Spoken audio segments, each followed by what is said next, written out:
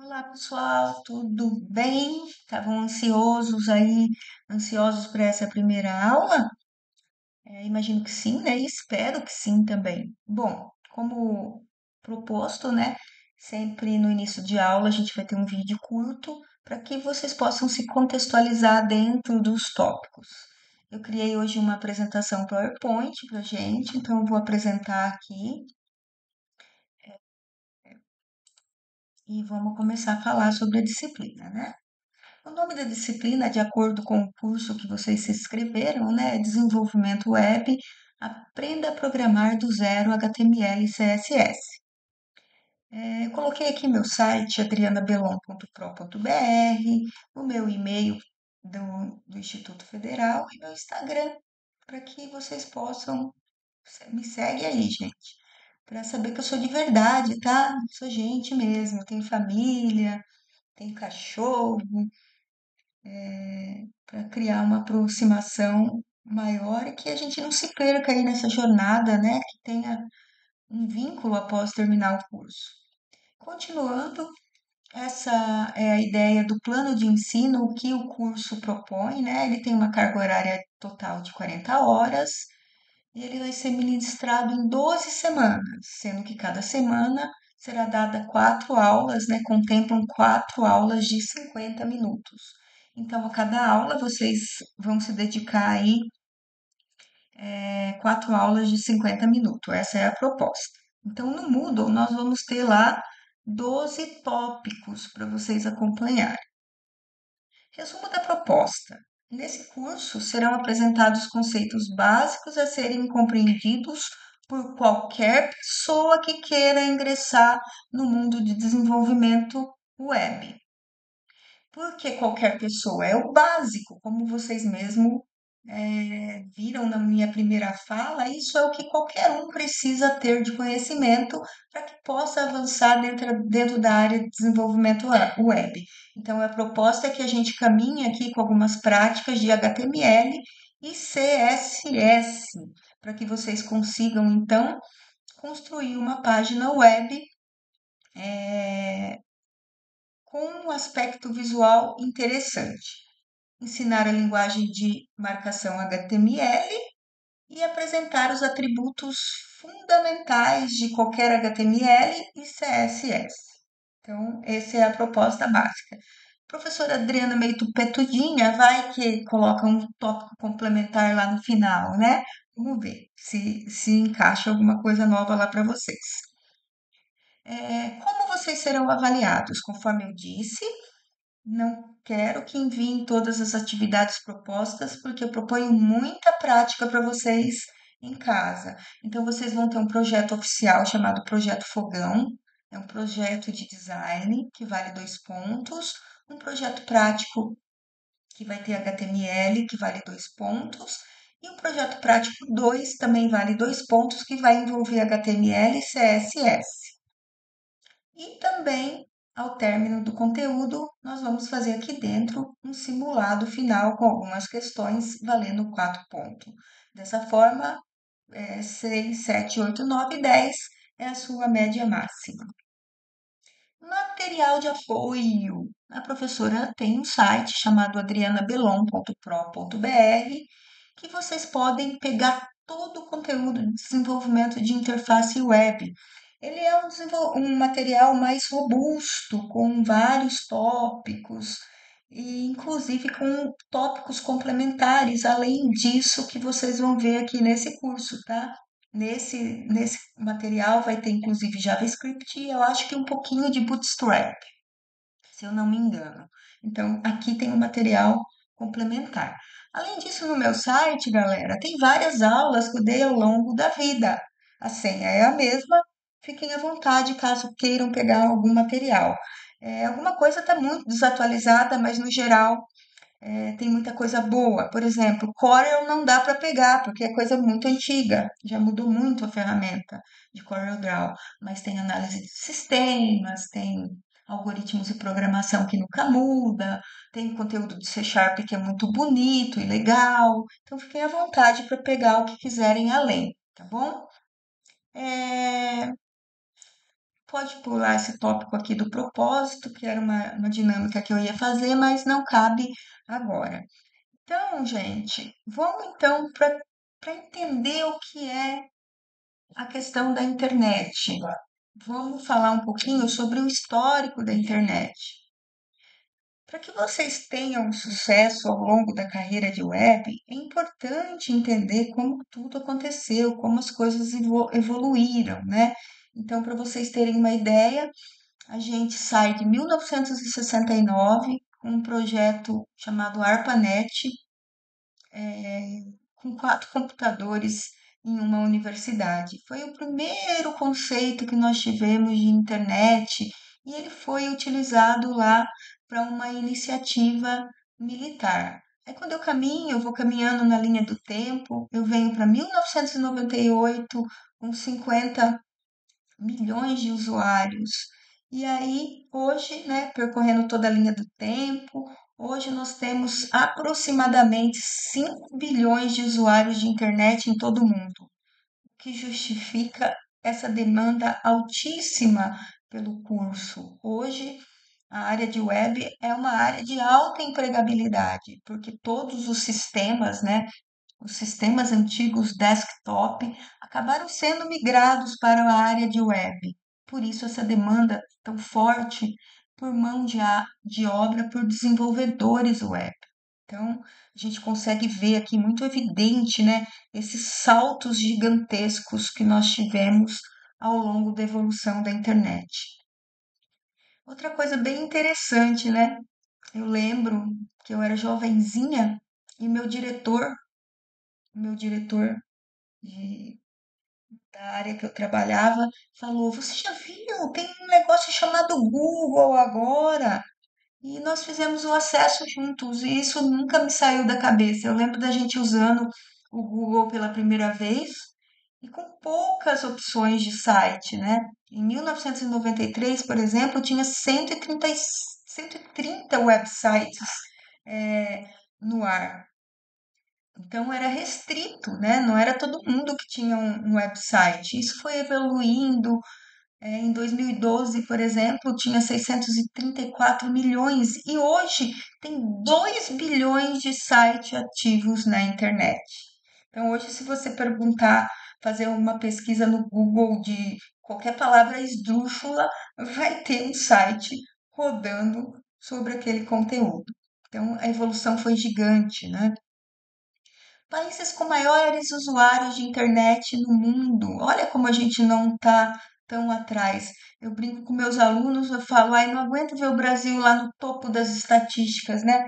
Topo da estatística de corrupção, topo da estatística de criminalidade, mas olha que legal, estamos no topo aqui da estatística de países com mais usuários de internet no mundo. Nosso campeão aqui é a China, né? Não dava para imaginar uma coisa diferente, seria eles mesmos. Aqui eu trago ainda, né, uma outra linha evolutiva, falando de tudo que aconteceu na evolução da internet. Acho melhor vocês darem uma lidinha depois nesses tópicos, né? Mas um grande marco aconteceu em 2010, quando o acesso à internet meio que se popularizou, né? Entrou os dispositivos móveis que facilitaram ainda mais essa conectividade, um boom em rede social, em comércio eletrônico, e isso se tornou parte integrante da nossa vida, né? O que que aconteceu? A gente passou a desenvolver o website e entrar lá no Google, né? Entrar no Google ficou mais difícil ainda. Então, eu trabalho muito também com a parte de marketing digital, campanhas web, né? Campanhas Google, campanhas em redes sociais.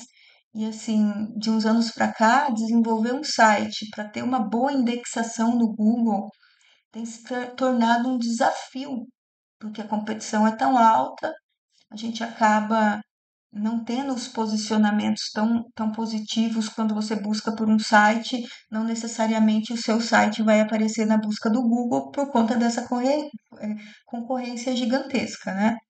Mesmo para quem paga anúncio hoje, é um desafio ter um bom posicionamento. E aí surgiu uma outra área, eu deixo aí como dica para vocês que quiserem ter uma área bacana na área de desenvolvimento web, que são a engenharia otimizada de busca.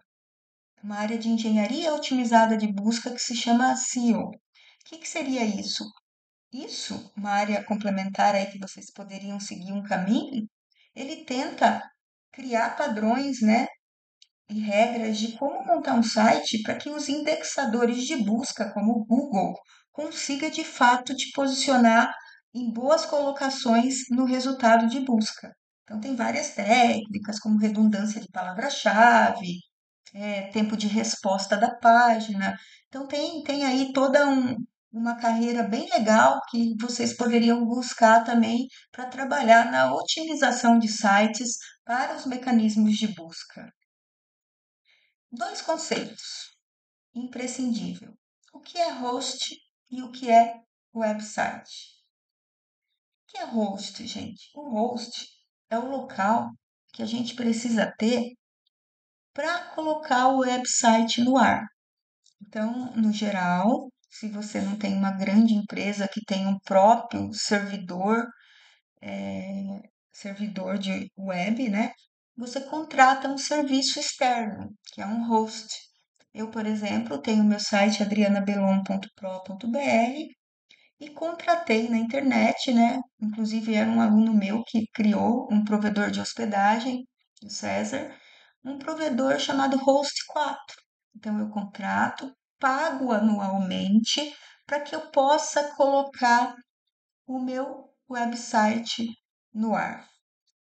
Então, ao colocar o website no ar, o que você precisa ter em mente? Que você precisa ter esse servidor de hospedagem, certo?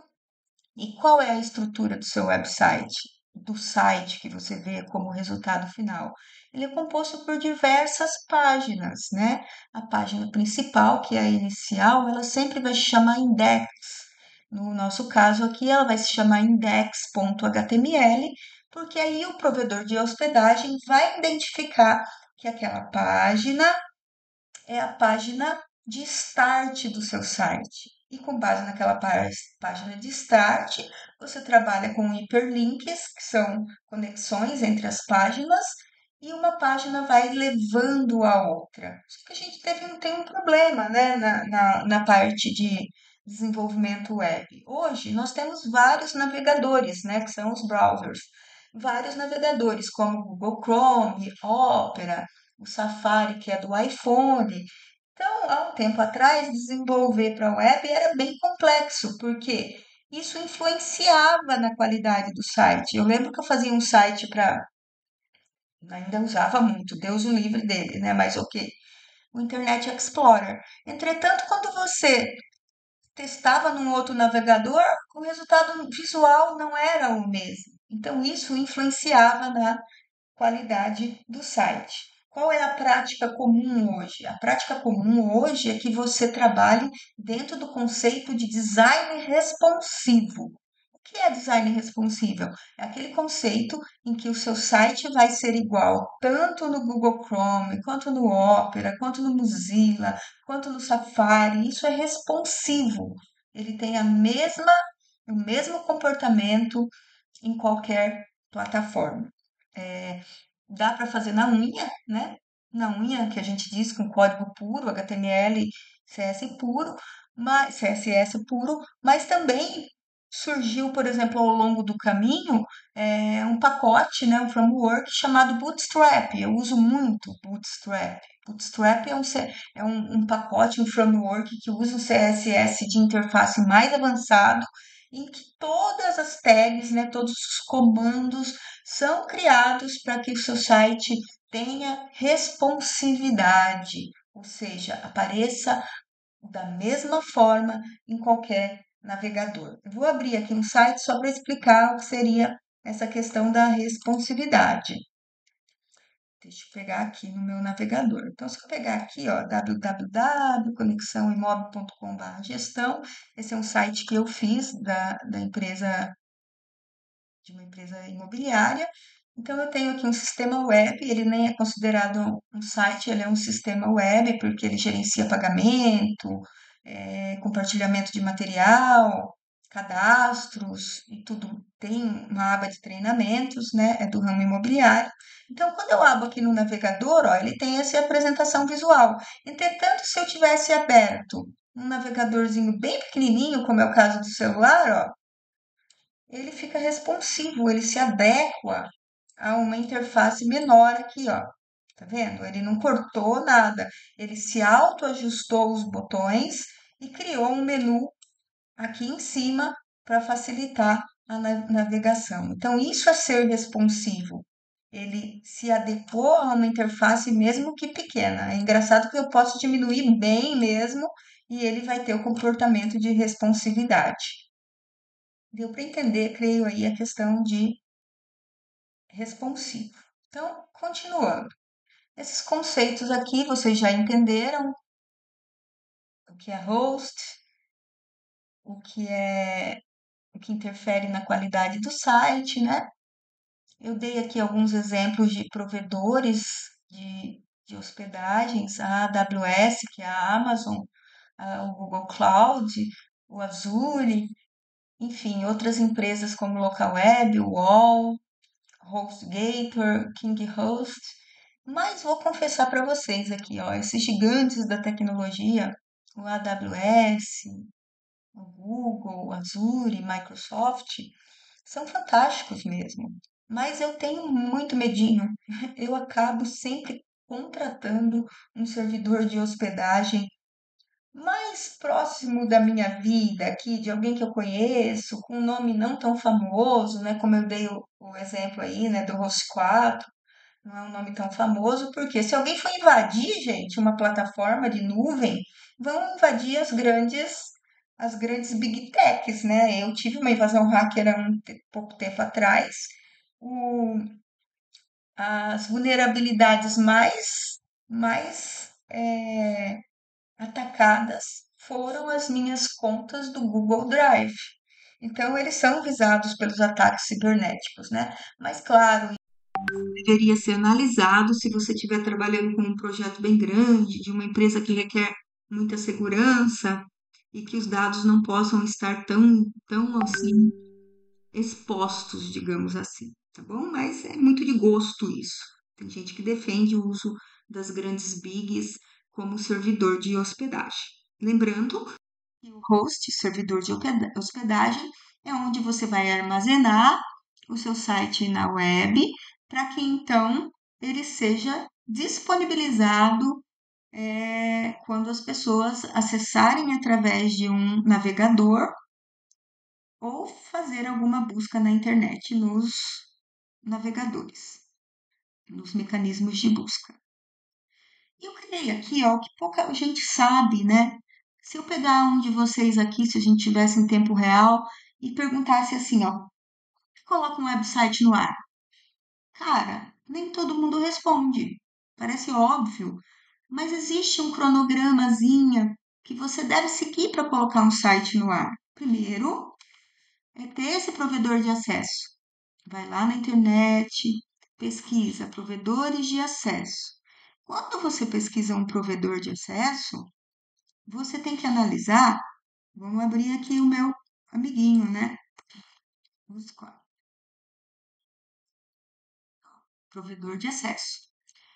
Hospedagem de site e ele mesmo registra o domínio. Mas aqui na hospedagem de site, ó, ele te planos de hospedagem, ó, planos, para vocês terem ideia de valores. Um plano básico é R$ 25,90 por mês, um plano Pro é R$ 49,90 por mês e um Plus é R$ 67,90 por mês. É barato, né? Além disso, o provedor de hospedagem fala para você, ó, o que você tem, quanto de espaço em disco, quantas contas de e-mail, qual é o tipo de banco de dados. Olha os cachorros brigando no meio da aula, professora. Ah, pare, titi. E aí eu tenho banco de dados, quanto que eu posso ter de backup, enfim, tenho tudo aqui o que cada pacote nos representa. Isso é muito importante ser avaliado antes de você iniciar um desenvolvimento web. Que, gente, é simples. Você precisa entender, inclusive, se ele dá suporte a uma possível linguagem que você vai trabalhar. Olha esse aqui, como eu gosto muito de PHP e trabalho bastante com banco de dados MySQL, ele é perfeito para mim. Mas você pode contratar um provedor de hospedagem, às vezes, que ele não contempla a sua necessidade. Então, a primeira coisa é de fato você avaliar o provedor de hospedagem. Outra coisa que ninguém lembra de fazer. Ótimo! Agora eu quero ter um site, eu quero que o meu site se chame domínio, né? Ó, domínio. Quero ter um domínio chamado asdrubal.com.br. Vai que existe, certo? Não tem, ó.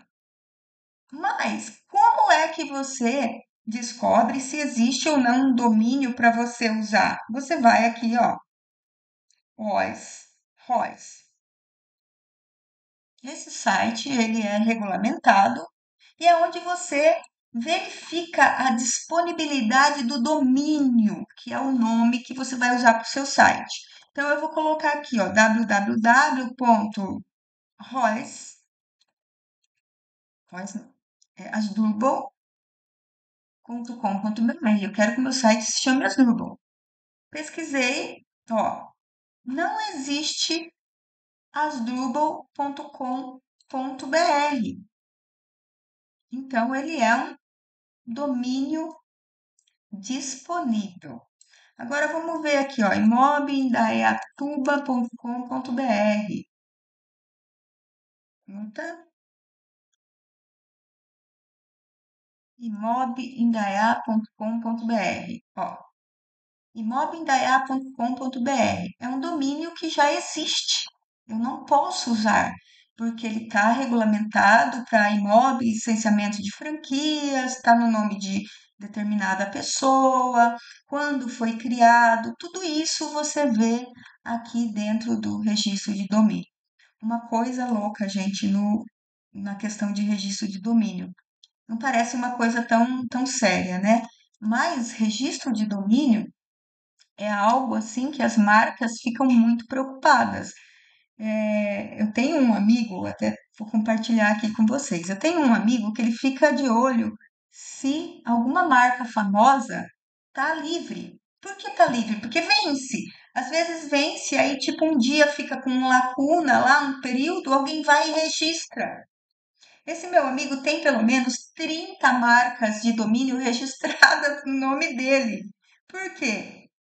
Porque ele anda ganhando dinheiro com isso. Aí a empresa, dona da marca, né? Dona da marca, mas não do domínio, isso é diferente, vai registrar o domínio e não tem o domínio livre. E aí ele andou comercializando aí, diz ele que ganhou nos últimos tempos aí uns 30 mil reais com uma empresa porque ele tinha um domínio registrado no nome dele. Então é muito bacana essa questão do registro de domínio e muito complexo, né? Tem que cuidar com bastante carinho do registro de domínio. Continuando aqui na minha ordem aqui, ó. Então, primeiro, contrato provedor de acesso. Deixa eu lá.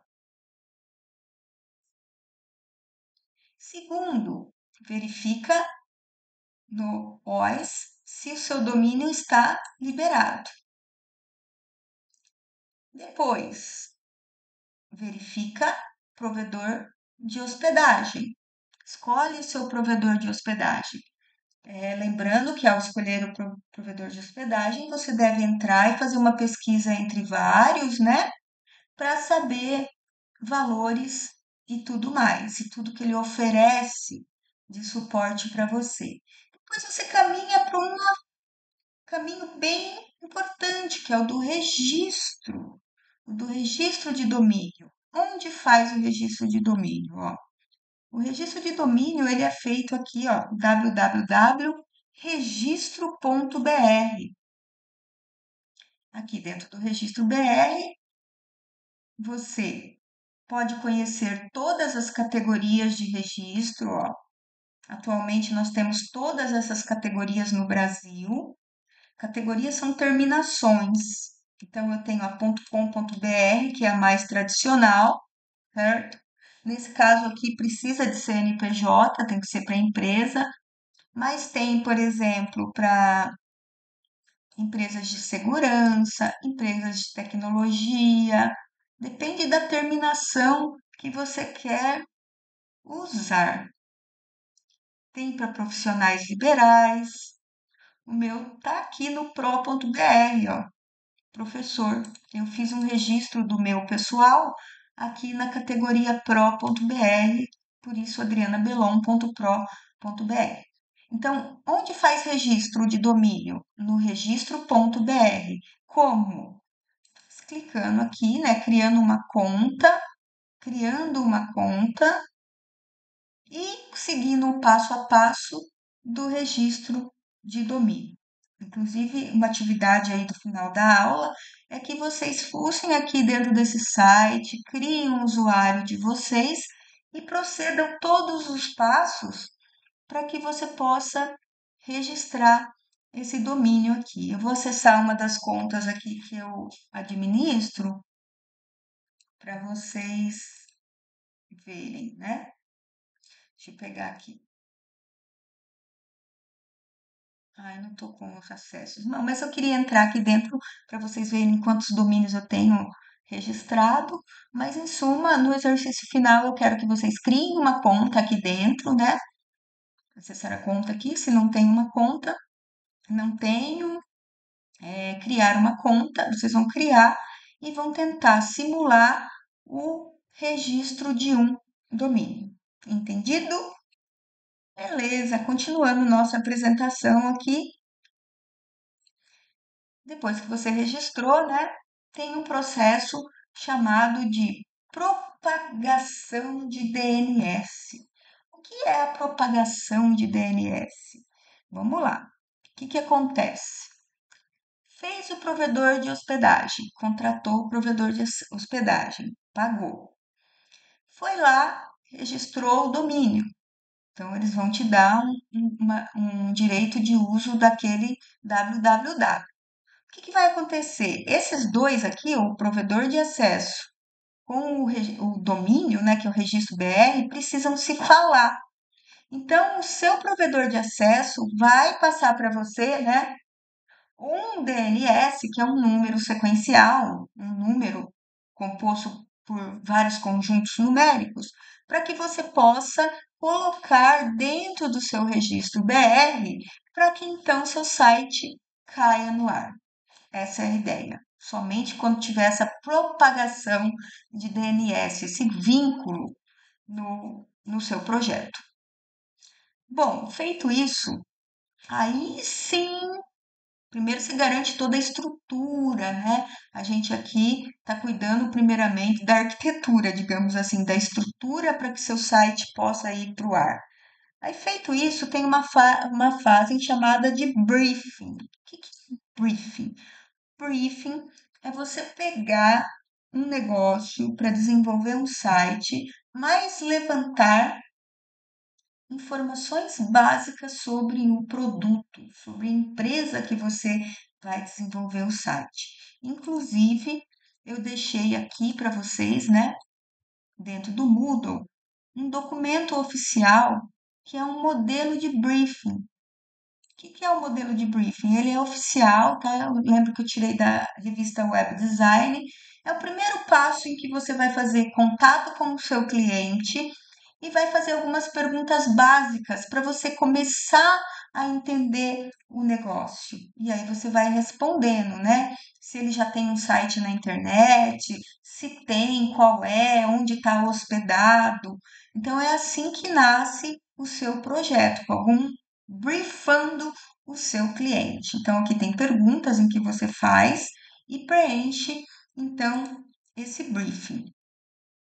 Preenchido o briefing, a gente volta com as respostas básicas, entendendo aquilo que o cliente queria e cria um protótipo. Existem vários programas para criação de protótipo. Um bem antigo que todo mundo usava se chamava Pentium.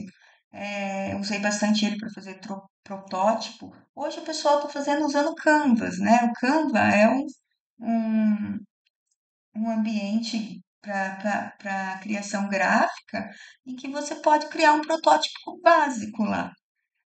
Pode usar o CorelDRAW, Photoshop, é onde você desenha qual seria a sua ideia daquele site com base no briefing. Só depois, olha só, para os ansiosos de plantão. Só depois é que a equipe de desenvolvimento chega para desenvolver, para programar.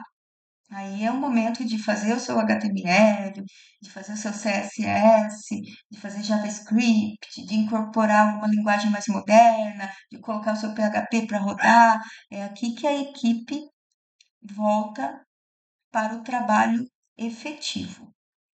Sobre equipes de trabalho, gente.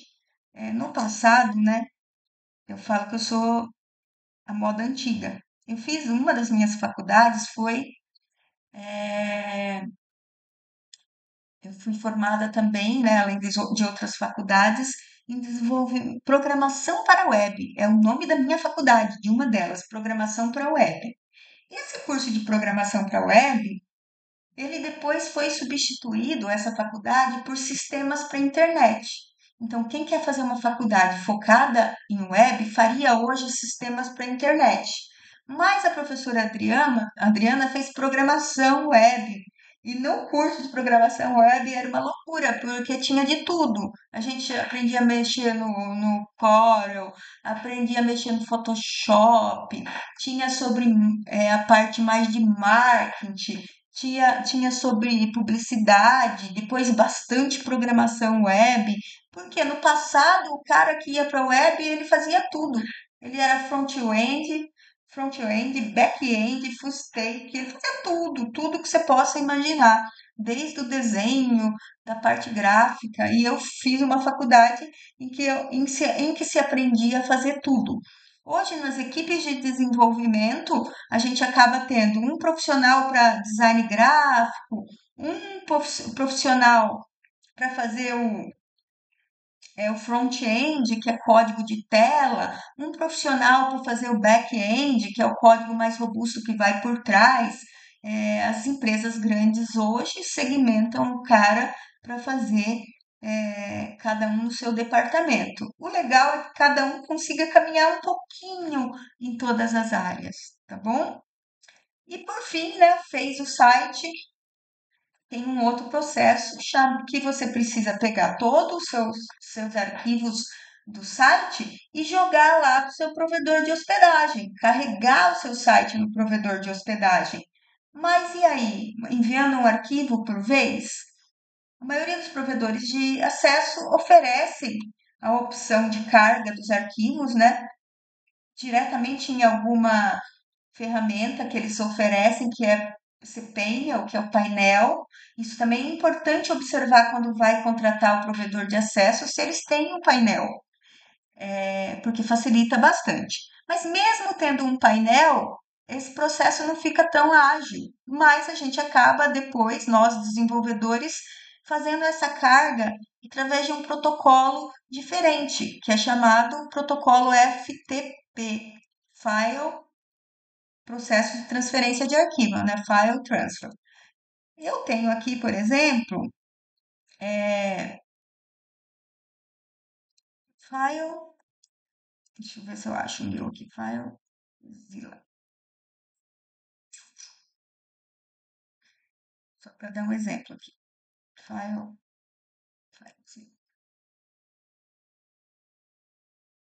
só por isso que eu não achei, FileZilla. Eu tenho aqui, ó, um exemplo de um programa chamado FileZilla Pro.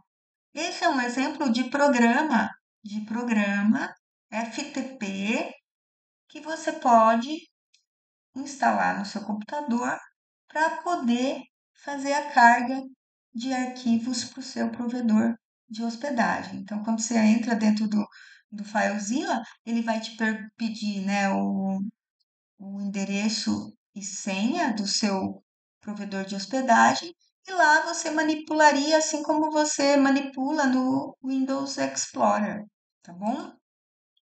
Uma coisa que também acontece, deixa eu mostrar aqui para vocês, ó. Não, o lugar é. Só fazer um teste aqui rapidinho.